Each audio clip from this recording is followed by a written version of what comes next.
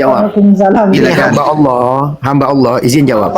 Kalau Iya, iya. ente mau mendatangkan satu jawaban, harus disertai dengan hujah atau dalil. Ente pernah dengar nggak ada hadis sahabat langsung duduk ketika khutbah Jumat lagi berlangsung, sahabat langsung duduk lalu ditegur oleh Rasulullah SAW. Apakah kamu udah sholat qabliyah atau belum? Belum, suruh sholat langsung. Padahal udah ada khutbah. Makanya fikih ini mesti dilihat, dipahami hujah, jangan langsung sambil lewat terus diambil untuk jawaban. Nah, itulah saya Dilihat, pertanyakan. dikaji. Itu ya saya pertanyakan. Ini ada hujah atau ada dalil. Sahabat langsung duduk, padahal khutbah lagi berlangsung, tapi disuruh ditanya. Tadi kamu udah sholat ini belum? Qabliyah belum? Suruh sholat. Itu ada riwayat seperti itu. Artinya ini riwayat ini membatalkan yang Anda bilang bahwa kalau udah Terus khutbah itu kalau udah dilangsungkan ditegur maka nggak waktu ada lagi khutbah, qabliyah. Itu salah itu. ya, Makanya ini dibandingkan dulu riwayatnya, dibandingkan dulu. Makanya kalau Ya, nggak ya. bawa referensi susah. Anda bandingkan. Terus Anda kalau tampilkan gini ya, referensi. terus kan ada yang bilang dalam itu bukan hadis Muslim ya yang bilang jangan berbicara waktu khutbah. Masa ditegur waktu orang baca khutbah? Sunan Itu saya Ibnu pertanyakan. Majah. Lo dengar dulu, ini ditegurnya setelah selesai sholat Jumat.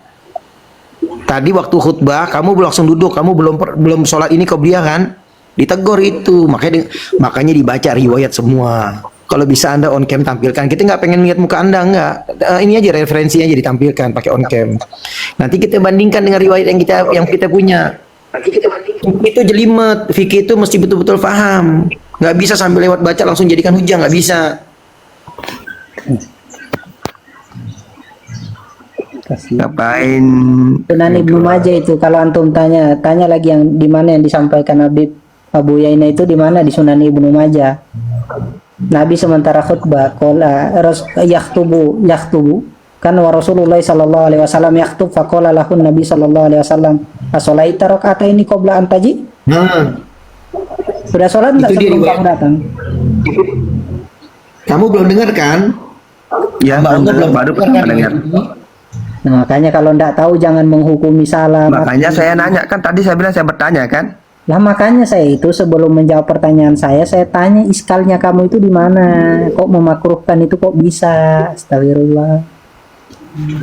Karena saya baca satu buku di perpustakaan. Iya, makanya kalau baru baca satu buku jangan sok-sokan menyalahkan. Baca lagi buku Baca yang jelas. lainnya. Makanya kan pertanyaan. Bang hamba Allah, Pertanyaan, baca kan? yang luas.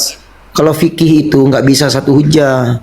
Kadang ada nasih mansuh, kadang ada hujah yang lebih kuat. Dibaca dulu, dikuasai, baru kita bisa membentangkan. Apalagi menyalah-nyalahkan orang, itu mesti lebih kuat lagi hujah kita. Abu, kan tadi saya bertanya karena pernah saya bertanya tidak bisa dijawab, makanya Kan saya sudah bertanya. dijawab, Kang. Kebetulan orang yang antum tanya mungkin karena enggak tahu dalilnya, dia lebih aman dan mengatakan enggak tahu. Akhirnya antum kira enggak bisa jawab. Nah, sekarang kita sudah bawakan dalil, sudah selesai toh? Selesai dah. Ya sudah.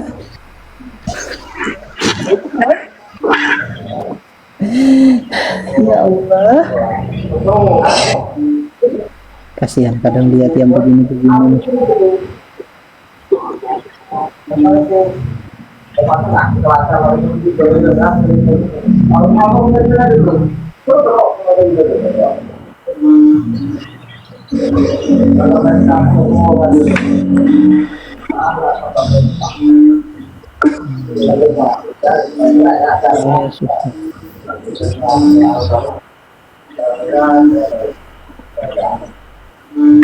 Makanya jangan ikut-ikut Wahabi sehingga cepat menyalahkan, jangan. Bahaya antum ikut-ikut Wahabi, itu bahaya.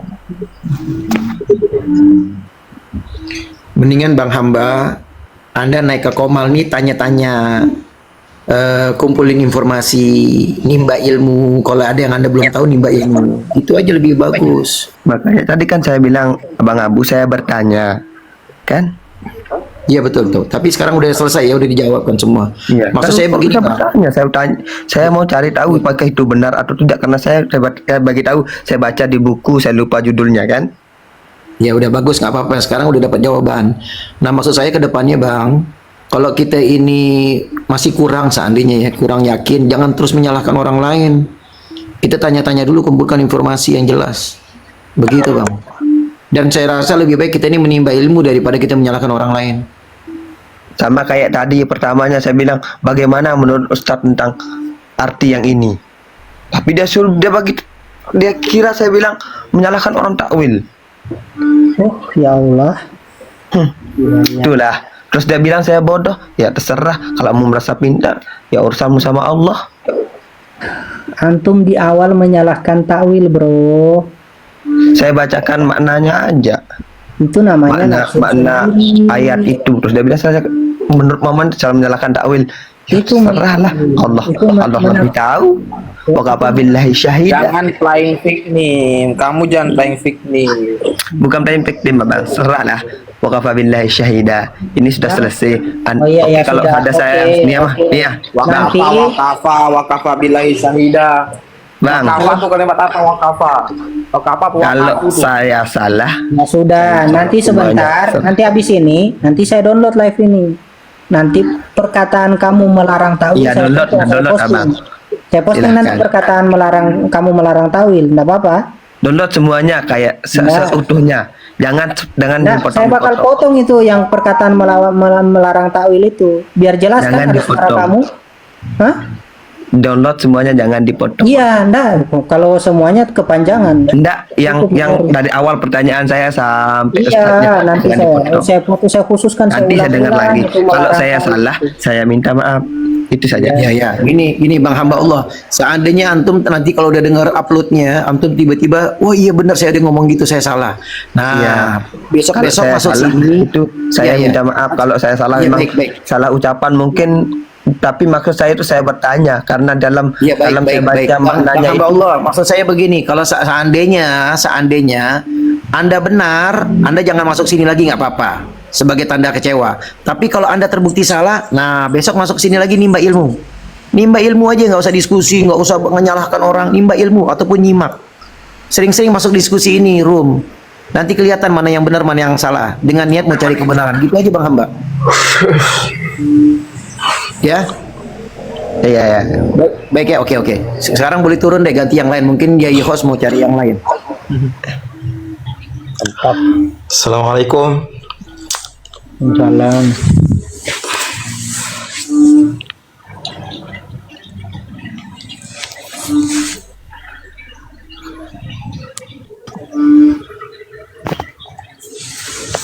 Halo. Iya. Assalamualaikum. Waalaikumsalam. Waalaikumsalam.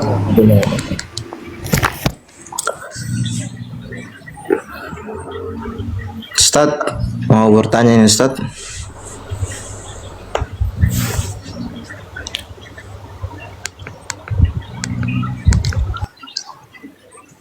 Ustadz, didengar suaranya nih Ustadz?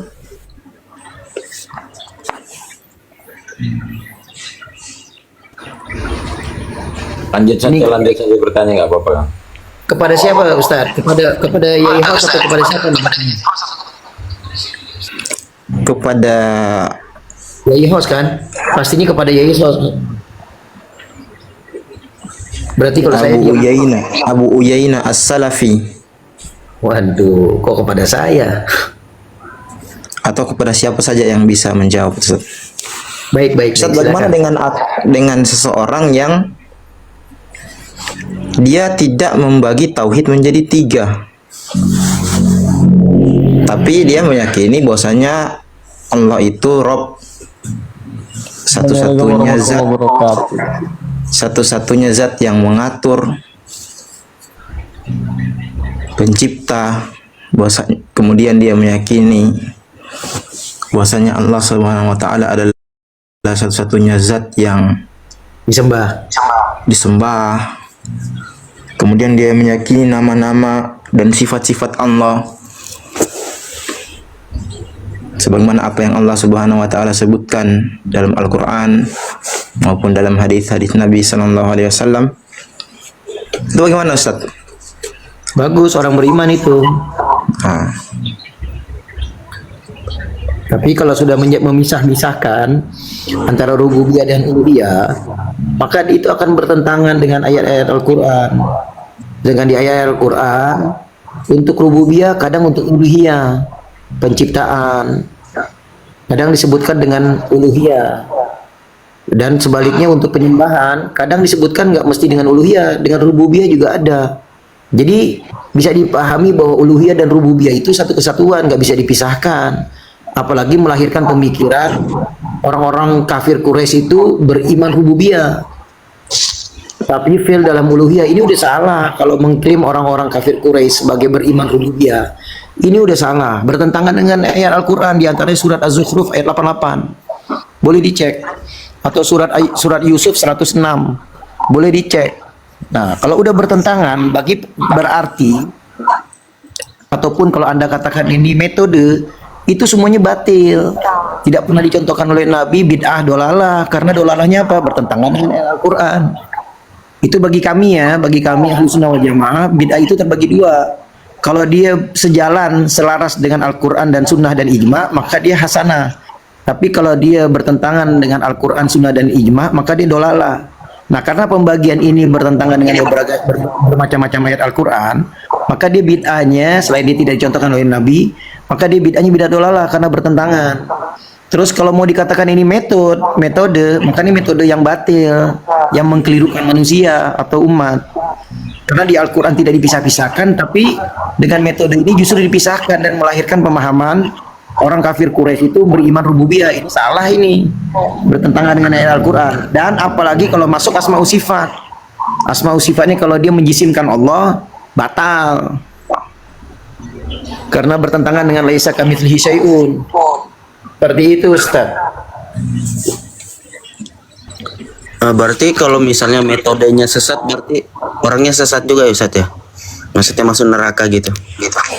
Ya kalau dipahaminya, kalau sekarang kalau metodenya menyesatkan, pemahamannya terus menyesatkan. dia meyakini metode itu dipakai dalam kehidupan dia dengan metode yang menyesatkan itu, ya orangnya sesat lah. Adapun masuk neraka atau tidak, itu hak prerogatif Allah. Oh iya, betul Ustaz. Gitu. Setuju Ustaz. Seperti itu, Ustaz.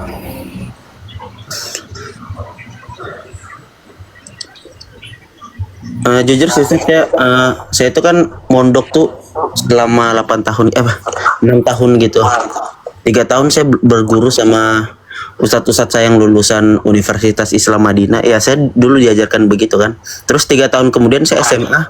Saya di Turki, kami Hanafi, diajarin Maturidi. Maturidi mazhab Hanafi. Jadi kayak kadang ngerasa berbeda gitu sama pemahaman yang diajarkan. Cuma saya ngerasa dua ustadz saya, dua guru-guru saya itu kadang yang sebenarnya benar aja sih Ustadz. Ajarannya cuma ya kalau ngerasa sebentar. Saya luruskan dulu Ustadz Abu. Baik. Dan semuanya saya luruskan dulu. Ustadz Ramdan, untuk antum ini ada masalah yang sedikit ringan ya. Kita menghadapi masalah yang besar karena di sini ada Ustadz Rizky mengatakan bahwa jawaban dari Abu Uyainah tadi blunder. Maka saya di sini menghimbau untuk Rizky buka mic-nya, silahkan bantah apa yang dikatakan Abu Uyainah. Waduh. Silahkan. Oke. Aduh. Iya. Assalamualaikum warahmatullahi wabarakatuh. Oh ini antum ya? Ini akun kelima ya, saya diblokir semua soalnya akunnya. Yang blokir Apa ya? siapa? Antum itu tidak ada Ini Bidah manfaatnya Hasanah yang ya? blokir. Enggak, kamu mengatakan Abu Ya itu Bunda. Bidah Hasanah Itu itu. landasannya Gara-gara kebanyakan apa? bid'ah ini Bang Abata jadinya. Gara-gara kebanyakan bid'ah. Ngomongnya yang enak, Bang. Ngomongnya yang enak. Sunnah ubah. Oh, jadi kamu Ya. mengatakan bahwa Imam Izzuddin bin Abdul Salam itu blunder ya, karena itu yang beliau yang menjadikan 5. Dan Imam Abu Hanifah pun Parah ini, pertanyaannya. parah Wahabi ini, Ustadz Abu Uyainah. betul. Dan Imam Abu Hanifah, Imam Abu Hanifah membagi bid'ah menjadi Ini akun saya yang kelima ini diblokir ini semua. Bukan masalah akun kamu yang kelima, Apa tapi masalahnya adab kamu terhadap ulama itu mana? Imam Izzuddin Sultanul Ulama ya, itu menulis jelas-jelas itu dalam Majalis Susaniyah. Bid'ah itu dibagi menjadi 5. Kok kamu berani-beraninya mengatakan seperti itu? Dan Imam Abu Hanifah Kapasitas juga kamu apa membagi juga? bid'ah. Ya, teori betul. Imam Abu Hanifah juga membagi bid'ah menjadi 5. Betul Ustaz. Iya. Cuma saya pas belajar sama Ustaz saya yang di Madinah tuh, teori bid'ah ya bid'ah itu ya maksudnya segala sesuatu yang dari segi amaliyah ibadah itu ya kalau tidak dikerjakan Nabi ya nggak boleh nggak boleh dilaksanakan. Assalamualaikum. Waalaikumsalam. Assalamualaikum warahmatullahi Waalaikumsalam. wabarakatuh. Ini itu bid'ah. Kalau sifat 20 itu apa enggak bid'ah itu? Kan namanya Ntar dulu, muatil itu. kamu jawab dulu Menafikan pertanyaan sifat saya, Allah. apa jawaban saya kan kata kamu Misalnya dulu. Dan dihilangkan, kamu jelasin dulu. yang 20 ditetapkan. Ya Bata suruh diklarifikasi gini dulu gini ya Bata. gini ya. Assalamualaikum semuanya, Ustadz Rizky. Saya minta Kata Abu antum Yaina, kalau saya mau bertanya. gini. Karena sifat Iya 20 Ustadz Rizky. kan dalam asmaja. Kenapa cuma ada 20? Kenapa yang sisanya enggak diisbatkan? Apakah itu Dulu, mu'attilah? kamu jangan lari kemana-mana. Kamu pertanggung jawabkan dulu statement kamu tuh. Gini.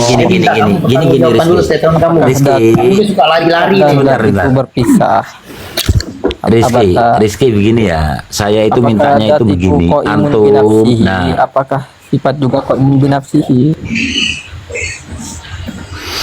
saya itu bukan tidak mau menerima antum. Gini Rizky. Saya itu bukan tidak mau menerima antum. Ini saya yang turunkan antum ya. Kalau mau marah saya. Saya selalu minta kalau antum naik room ya, buang air liur di mulut. Buang dulu. Jadi ngomong itu enak didengar orang.